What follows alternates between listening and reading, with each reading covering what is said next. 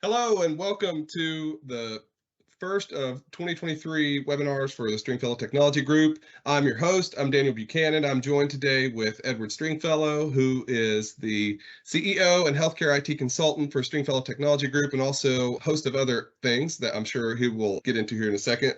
Pilot, traction coach, other cool stuff. So we wanted to have very useful information that we could share with folks, and we wanted to engage with people in a meaningful way and provide useful information. So we did some webinars last year. We wanted to pick these back up again. I think we had a really good success with those. So the first thing I wanted to talk about this year was something that I figured everybody could use, like how to get more stuff done in the day. All right, we've all got so many hours. We've got to balance our home and our work, and we've got to get things done. So I wanted to talk a little bit about how to plan for success, right? How to use Planner and To-Do and some of the other tools and teams to be more productive.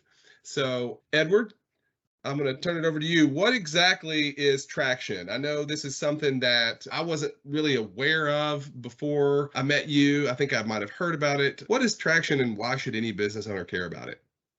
So traction is, I think they call it the entrepreneurial operating system. So it's now at this point a fairly, it's pretty old book that's come out, but Gino Wickman wrote it back in the day. And basically I describe it as it's kind of it's a combination of a lot of different concepts and theories kind of distilled down into a very actionable format, right? So it'll pull from things that you've probably heard of, whether it's Gazelles or Rockefeller Habits or a lot of different pieces. But what I like about Traction is it's very prescriptive. It tells you kind of what to do, which is helpful for a lot of business owners because we can spend a whole bunch of time creating what we should be doing. And this really does help you jumpstart that. And today we're specifically going to be talking about the concept of what they call a weekly level 10 meeting. And so what the weekly level 10 meeting is as you would imagine, it is a weekly meeting. Imagine that, right?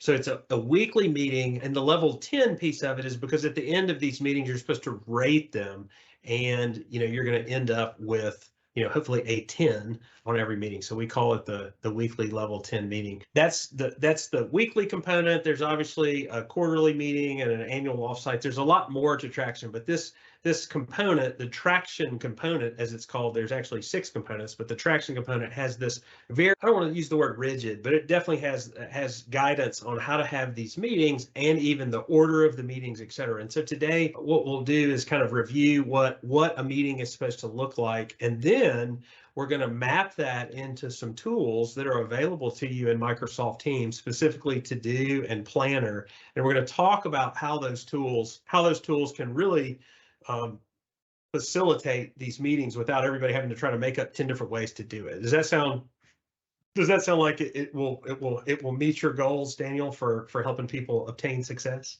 I think so. Yeah. I mean, it's a big part of, talking to business owners is trying to share useful information with them. And it's really amazed me as I've learned about Traction and read the book and I started mentioning it to some of the business leaders that I talk to. A lot of people know about this. Like it's something that people use. And so it's kind of a cool common ground to kind of find and talk to about with other business owners, varying sizes. Small companies can use it, and then all the way up to huge companies can use it as well. So a couple of the tools that I kind of wanted to drill into and ask you about that seem really, really obvious to me, but might not be so much to other people are a Planner and To-Do. So when I saw Planner, I kind of thought it was sort of like project, like Microsoft Project. Of course, I think it's got some project management components, but I don't know that it's great at that. Why is Planner a useful tool, and what, how would it fit into, to what a business owner would want to do? Yeah. So Planner and To-Do, again, both part of the 365 suite that you get with most plans. So Planner specifically, it's the concept of buckets and then task, right? And so we can group task into buckets. We can flow them across, in software development, we've all seen the giant board with all the sticky notes of the different pieces of the project moving along. So I do think you could probably use it as a lightweight project management tool. A Kanban board, a lot of people have those, again, with sticky notes and all those kinds of things. In what we're talking about today, we've just found that Planner is a pretty good tool, again, to collect the different pieces of a weekly level 10 meeting so that when you come into the meeting, it's very, very focused on what you need to do. Also important is the structure is the same for everybody. So it's not a spreadsheet, which can get modified easily and can sometimes be hard to find, but Planner just makes it super easy to add what we call IDS issues. We'll talk about those, or to make sure that your client headlines are all in one place. And it incorporates directly into teams. So within the team that's needing to have the weekly level 10 meeting, guess what? The planner is just right there. Super easy to find. So I think a lot of groups spend way too much time on what tool or how they're going to implement this weekly level 10 meeting structure. And so hopefully today we can just say, hey, look, here's Planner, here's a template. It's super simple, by the way. This is not difficult, but if all your teams run it the same way, it'll become pretty powerful. So that's Planner kind of in a nutshell, and we'll kind of dive into that a little more. Cool. Yeah, well, let's go on and talk about like what exactly a level 10 meeting is. Like, I know there's somewhat of an agenda to it. It'll change, but I think there's somewhat of a template. I've noticed weird things like rocks and IDSs and headlines and things like that I noticed over and over again in the different level 10 meetings. Like, what exactly does that mean? So I will have to kind of not correct, but push back a little bit. There's not somewhat of an agenda and kind of an agenda. It's a very specific agenda. Right. And so it's funny. A lot of people go, okay, so I'm going to take this and then I'm going to mold it into what my business needs because my business is special and different. And in my coaching with Traction, I would caution you against that. That's not what you want to do. You want to literally follow the template just as is, because the structure's kind of been proven to work. And what'll end up happening is your marketing team will run it a little different than your sales team, than your ops team. And now we're not on the entrepreneurial operating system. We're in the operating system of whatever the department head wants to use, which is, not helpful. I'm not saying a small modification. So, if there's no client headlines in a specific department, which I can't imagine that happening, I guess you could take that out. But the reality is, I would suggest sticking very closely to the agenda as you get started implementing Traction. So now, and by the way, we could do a whole webinar on maybe Traction weekly level 10 meetings. So we're going to go through this. I'm going to go through this fairly quickly, and we might do another webinar diving into actual each piece. But we're going to go through this quickly because the goal of today really is to show you, hey, so here's this, and then how To-Dos and Planner can help you implement it. Does that sound fair? Yeah, that sounds good. All right. So segue. Like any meeting where you want to get into something, hey, you start, hey, what was the best and potentially not great thing that happened last week? That just gets your team settled and focused on the meeting. That's pretty standard operating procedure. Client headlines, both good and bad. So let's talk about, what's going on there. Same thing with team headlines, both good and bad. What's happening with our teams. Scorecards. So scorecards are interesting. We're seeing scorecards now showing up in Power BI and being pulled directly from systems. At Stringfellow, we actually use a third-party app that connects to all our systems. It's kind of industry specific, and it has everything up there. So scorecards typically are stored in a number of places, and we'll talk about that a little more in a later slide and how you can use Teams to help with scorecards. Rocks, that's a fancy word for quarterly goals. Right? They call them rocks, but in the Traction world, they're rocks. But basically, you want to make sure that you're either you're on track, and if you're off track, we'll do what's called an IDS session to try to kind of unstick and fix that. To-dos are just what you think. To-dos typically, at least in the Traction world, are things that can be done in a week or two. Right? A to-do that goes on for a month is a rock, or something that we didn't define very well. But to-dos are those weekly, and potentially 2-week things that we've agreed to do and we need to track. And we'll definitely dive into that later. IDS, could do a whole webinar on proper IDS format, but it stands for identify, discuss, and solve. So identify what the root cause, the real problem is. Typically, businesses address symptoms, not root causes. Again, this could be a whole nother webinar, so we'll have to kind of pause on that. But IDS, think of that in terms of, hey, here are the things that occurred throughout the week that as a group and a team that we need to kind of really dig in and solve for. Does that make sense? And then we are talking about productivity. So I think it's important to note having a place. So what happens is someone on your team, an issue comes up, they know it's an IDS item for the meeting, but if this isn't set up right, they don't have a place to put it. So it becomes an email in your inbox. It becomes a drive-by at your office. It becomes a text. It becomes a Teams chat. And then the next thing you know, they've brought this IDS issue to you essentially in real time. Terrible for productivity. So let's just go ahead and say the issue is not going to be company in, the building's not on fire. That's not an IDS issue. That's you run around until people get out of the building. But an IDS issue is something that, hey, it can wait. It's important, but it can wait until the weekly level 10 meeting. So you got to have a place for that, right? Like if you don't have a place for it, then I'll store my IDSs in email and you'll store yours in a notepad document. Yours will be over here, on a legal pad, and that's not really super helpful. So we want them all to go to one place. And we'll talk later about how there's that central place for IDS issues that can be really helpful. Last piece, just wrap up and cascading messages. It's just part of the traction process. At the end of the day, you need to wrap the meeting, get feedback. Everybody should rate it a 10. That's the weekly level 10 piece of it. Everybody should rate the meeting a 10, and then you discuss kind of the messages you want to send out to your team for the rest of the week. And then, hopefully you can get where your cadence of the meeting is you can end on time too. So start on time, end on time, and go through these things. Is that helpful? Does that make sense? Any questions there, Daniel? Yeah, I think so. I think something to note as well that kind of, I had to recontextualize was the whole scorecards thing. A lot of times those are called KPIs or key performance indicators or success metrics or something else. And at the end of the day, yeah, that's exactly what it is. It's a scorecard, right? Like it's your big number that you're supposed to be looking at in your job to make sure that you're on track and you're moving the needle. So if you're a salesperson, it's how many prospects did you find? If you're a tech support person, it's how many tickets did you solve or whatever. So I think that is an interesting thing to note. And I think it's really important to have it in this kind of format so that you're coming back every week to look at that and to kind of revisit that. I think obviously it leads to some successes. So if you don't have a scorecard, you don't know the score. Pretty straightforward, right? And I am surprised at the number of businesses they haven't actually defined. I mean, it sounds easy. The profit and loss statement is not really a scorecard. I mean, it is, but I mean that a profit and loss statement is a record of what happened, has already happened. There's no leading indicators on a P&L. It all already happened. So again, this could be an entirely different webinar, but I specifically on scorecards, when you're building those, make sure they have leading indicators that can help you guide the business versus just tell you what happened. That can be kind of helpful. Good stuff. Cool. Well, how does that so that's great. Level 10 meeting. That's fantastic. You got a list of items here. You got an agenda. It's obviously very specific.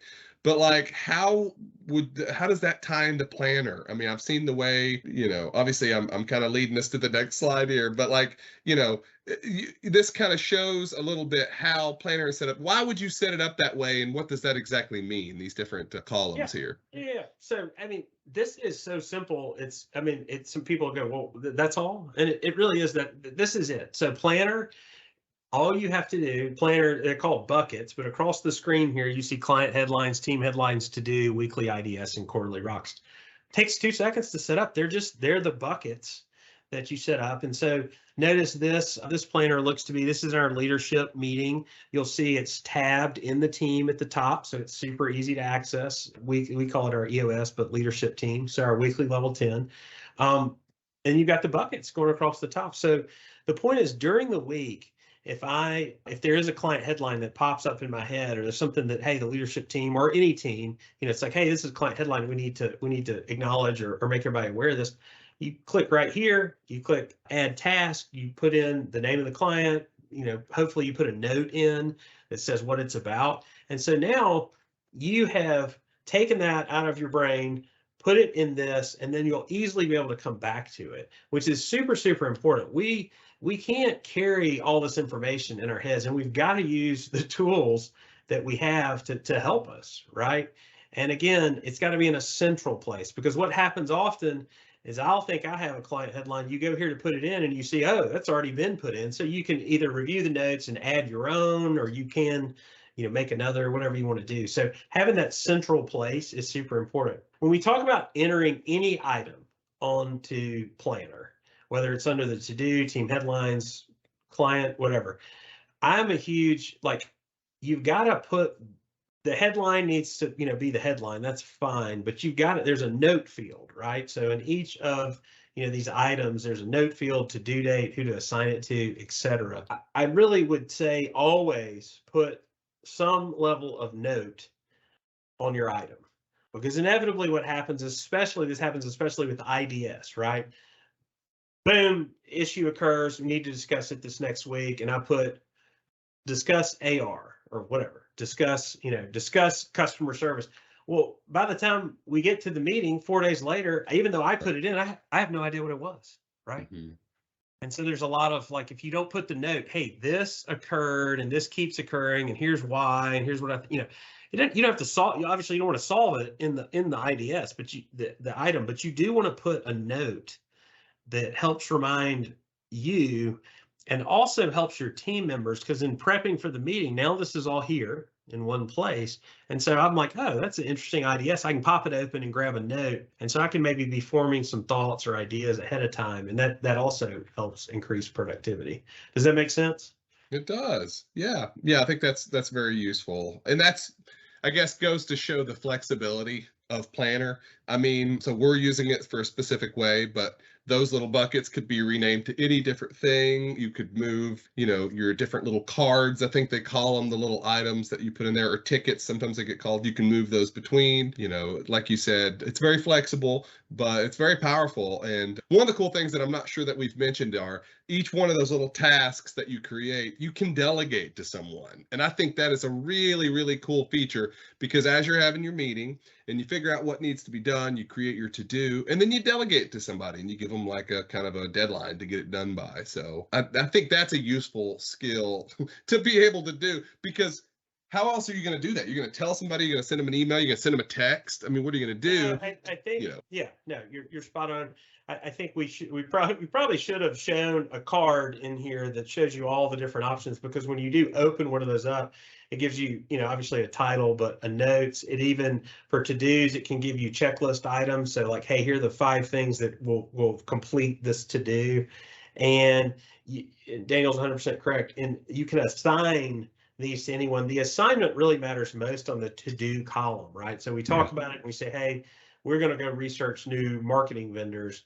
And so that gets assigned to Daniel. And we'll talk later in this webinar about why that's so important, because then it will show up in his to-do application, which is super, super helpful. Really, the assignment is most important on the to-do column. The rest, it'll say that you created it, and that's fine. So don't, if you put the item in, don't assign it to yourself. That kind of doesn't make any sense. And it will start showing up on your to-dos, and that's not super helpful. So when you create an item, it'll say you created it, but still put a note in. So so this IDS, you created it, Edward. There's no note. What is it? Oh, I don't know. I forgot. So make sure you add your note. Add your note. It's super, super, super helpful. So let's dive in. What are we diving in next? To-dos? Well, yeah, I wanted to talk a little bit about to-dos. So, we were talking a little bit about this before, but it seems like every app is a to-do app now, right? You can make a document in Word and it has you can add checkboxes to it. And the Notion, everybody's using Notion. There's just all these tools out there around different ways to get stuff done, but they all end up kind of distilling down to to-do lists, right? And so that's something that's been very helpful for me to be more productive, is to kind of have to-do lists. So what would make Microsoft To-Do a better to-do list than any other to-do list? Well, I'm not going to go out and say better than any other, but I am going to say, if you are using Planner and Traction in the ways that we're describing, what is super, super helpful is when you said, okay, so in a to-do card, and then it's assigned to me, well, you'll notice there's a place here this is Microsoft To Do. So it's an application. It's part of Microsoft 365. You download it. It's got a mobile version, web version, PC version, Mac version, everything. So it's great. So it is a to-do application. But the cool part is the integration. So in Planner, I assign it, and then boom, those to-dos show up under the assign to me bucket in Microsoft To-Do. So why is that important? Well, if you're on more than one team, which in my case I am, I don't want to go check 4 planner boards to figure out what got assigned to me in the course of a week. So now I can go in my To-Do app, click on assign to me, and I can see here I've got 2 to-dos from marketing, 2 from our EOS meeting. I've got a couple that are due. I've got one that was overdue yesterday. So it's just great because now they're all in one place. The other thing that you can do is To-Do has a My Day feature. So, you can go and say, hey, I got to knock these 2 out. I got to do these 2 today. And so you can right click My Day. And what you can do is you can pull from your personal to-do list, which is not part of the planner and everything, and the planner list, and build a set of to-dos for your day, right?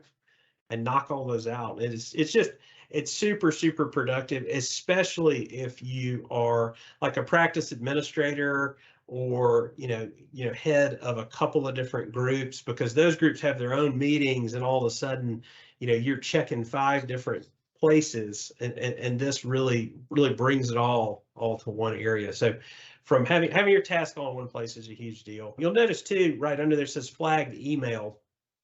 I personally don't make as much use of this, but in Outlook, if you flag an email for follow-up, it'll create a to-do automatically under this flagged email column. So theoretically, you can flag emails to reply to later, et cetera, and then work them straight out of here, and it all remains connected. So I think a lot of people utilize kind of flagging and following up of emails, and those also would show up right here, which is super cool. Sure. Yeah.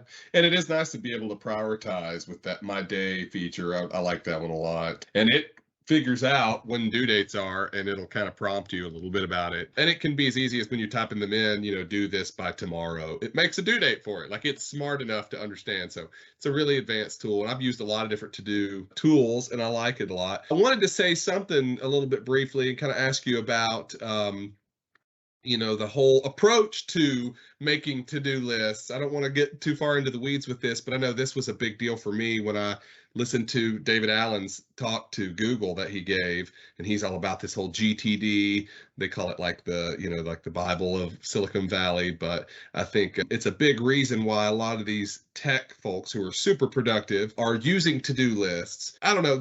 I think you've mentioned that that's one of the approaches that you take with your getting things done, kind of making to-do lists. I mean, what do you want to say about that? I mean, why is it important to make a list of things? Why don't you just do them? Well, so first of all, this book, which I have a copy, it's on my bookshelf behind me. It was written in 2001. So obviously these tools weren't even around then. And what I would say is now we have some technology tools, whether it's To-Do, Planner, Teams, to help implement these in a better way. I don't recall, because it was so long ago that I read the book, but I think he was talking about having physical folders. Yeah.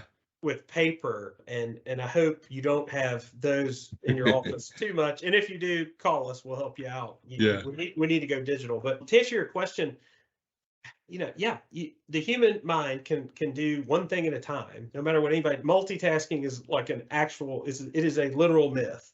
Mm-hmm. You can do a lot of tasks rapidly between each other, but not really. And having a central place to gather all of your things is very, very important. Another thing is, I think in this book, the concept was, handle it, kind of look at it one time, and either, toss it, schedule for later, yada, yada. So To-Do gives you a place to make all that happen, whether it's an email you need to act on, your weekly level 10 stuff. And obviously To-Do you can use for your personal to-dos.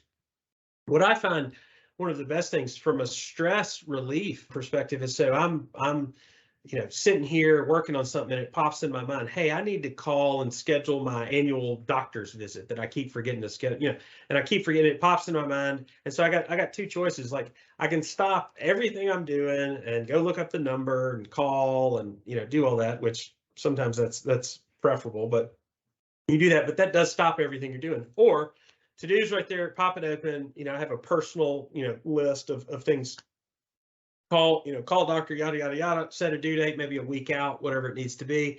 And what that does is it gets that out of your brain, out of your mind. Like once you've written it down, it's just one less thing that you're having to think about, and you've unburdened yourself. And now you go back to your task and you have one less thing, right? That's why a lot of folks, they talk about they keep a scratch pad or, something by their bedside, right?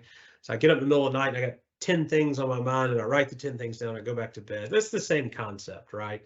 So I do believe in, if something pops up and it was important enough, it surfaced in your consciousness, well, rather than having to go back down to your subconscious and come back up at whatever time it does, and typically it comes back at times where you can't act on it, pop it in that to do.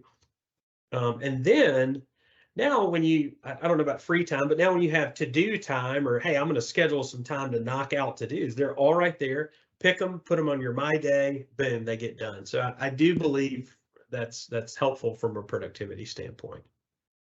For sure. 100%. Yeah, he says when you get inspired, right, then you've got a place to go to look for things to do. You've kind of got a bucket for it. So yeah, that was really interesting to me to see that, and then to tie that into to do, and then also to planner, where you've got teams of people and you can divvy out stuff. So we've covered a ton of topics. We've got a lot that we've talked about. We've talked about traction, we talked about planner and to do. What do you think the key takeaways, if you're just going to catch one little snippet of the video, what do you think the most important things about what we've talked about here are to take home? So let's have maybe the key takeaway, which is kind of generic, is to use the tools, the technology tools available to you to enable better workflow and process, right? Don't go make up a spreadsheet when you can easily in Planner create 4 buckets and be done with it. And PS, it's very robust. Those cards, which we didn't show, those cards, boom, they're already done. You got the note section, this assignment, due date, all the things you'd expect are all right there. You can't do that in a spreadsheet. You can't do it in a legal pad. So I think the biggest takeaway is to use the technology that's typically available to you to enable more productivity, better processes. I think that's the biggest takeaway. This was just an example, like, you may not use Traction, which is totally fine, but this is just the point here was, hey, here's Traction, this tangible, manual of how to run a business, and here's how to enable it with technology. It's very simple. Like, it's not hard. And I think a lot of groups could take a lot of advantage of that. I agree with you. Well, thank you so much for your time. Again, I'm joined today with Edward, and I'm Daniel. And so we hope to catch you at the next webinar, which we're going to try to do one of these a month. So thank you again for joining us, and you have a great day. Thanks so much.